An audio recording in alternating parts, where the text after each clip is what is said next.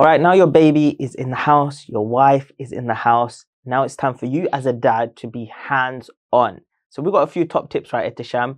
First of all, let's go with changing the baby. What's your top tip? Practice. Get a baby doll and practice nappy changes. Because at that moment, you need to know that, hang on, the baby isn't so fragile. You know, at that time, you may be scared. I remember, alhamdulillah, I have younger brothers, so I remember changing diapers very early on. Nice. But I know some men have never changed a single diaper in their life. So if you need to practice on a baby doll, get some nappies out, just practice.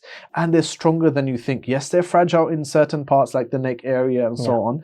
When changing a nappy, lift them up, put it under, close the thing. It's easy. Don't fret, but make sure you're helping around with the nappies because you need to take some of these tasks away from your wife.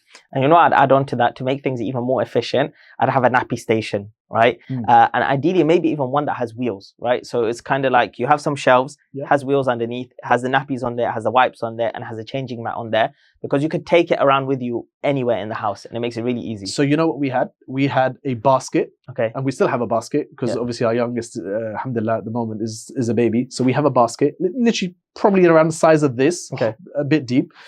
We have like 5 nappies, 10 nappies in there, a packet of wipes, some nappy bags. And you pick it up, go anywhere. Perfect. That's also definitely easy because solution. you don't need those Instagrammable nappy stations that everyone's making in their houses. Yeah, that's a good days, point. That's a good point. You don't need that. It's I just need the actual thing to do the task. And this is where I always say be practical because half the things the parents do to make themselves feel good, that I'm a great parent, but your baby just needs a nappy change. Good point. Good point. Okay, that brings you on to baby bottles then. Okay. So there could be formula, there could be breastfeeding. You still need but bottles. Probably in most cases, there is going to be a bottle involved. So top tips about baby bottles. Of course, firstly, you need to discuss whether you're solely breastfeeding, whether you're doing solely formula, or you're doing a combination of both. Right? Because if you're doing a combination, you will still need a bottle. And then now this is where you kind of go into the arena of bottles and baby bottles, right? There's so many different types. There's different milliliters. There's kind of different shapes, and there's grips. There's texture, and then there's the different nipple types, right? So how they're sucking it, is it anti-colic, is it antibacterial, is it there's so many things to go in this. It's about finding the right fit. There's different brands that are very reputable. For example, Newbie's reputable, Tommy Tippy's reputable, Man Bottles are very reputable. So these are some good brands to look at.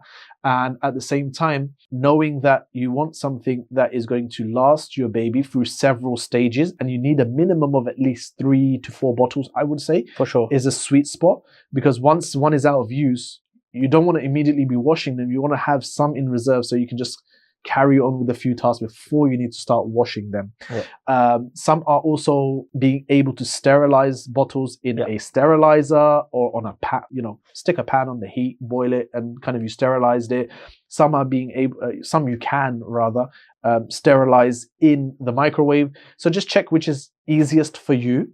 Part of a bottle tip I have is, especially during the night feeds, I think this is one of my biggest tips, is especially during a night feed before you go to bed and the baby's sleeping, this is if you're formula or combined, right, is to have your kind of water at a certain range. So for example, I'll give a personal example and then apply it and make it relevant to your child at what stage and how much they're feeding, right? So for example, right now, my youngest son, he takes about 5 ounces, that's his feed. So I'll have about 3 ounces of plain empty water ready at room temperature, and I have a hot flask which keeps the water piping hot for about 12 hours. Nice. And I fill it up with 2 ounces, and it's the perfect temperature for him to feed at, and it's not cold. Try not to give your baby cold milk. It's the perfect temperature for him to drink it at. And then literally all I'm doing is 3 ounces ready, pour in 2 ounces, just see it, and then scoop in a quick 5 ounces, and in less than 30 seconds, his bottle is done. Amazing.